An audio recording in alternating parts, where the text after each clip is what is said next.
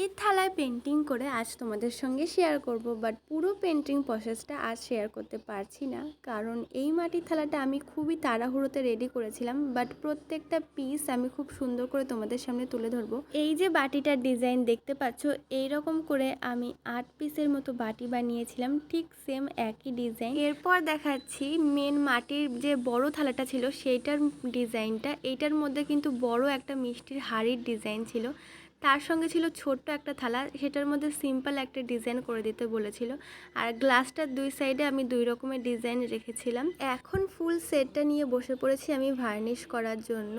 এই ফুল সেটটার ডিজাইন আমি ভেবেছিলাম শর্টে পোস্ট করব তোমাদের সঙ্গে, বাট এত তাড়াহুড়ো করেছি যে ভিডিও করতে গেলে আরও লেট হয়ে যেত। আর এইটা আমাকে যেই দিন দেওয়ার ছিল ঠিক তার আগের দিনই বসেছিলাম আমি কালার করতে, যদিও আমার কাছে 1 মাস মতো টাইম ছিল, বাট আমি ওই যে ভাল লাগে না রোগে আক্রান্ত হয়েছিলাম, পরে করব থাক পরে করব এই ভেবে ভেবে একদম লাস্টের আগের দিনই করেছিলাম, তাই প্রসেসিংয়ের ভিডিওটা আর করে উঠতে পারিনি। তো থালাটার ফাইনাল লুকটা শেয়ার না করলে হয় বলো? এত সুন্দর একটা থালি বানিয়েছি। তোমরা এই থালিটাকে 10-এ কত দেবে কমেন্ট করে জানিও। বাই।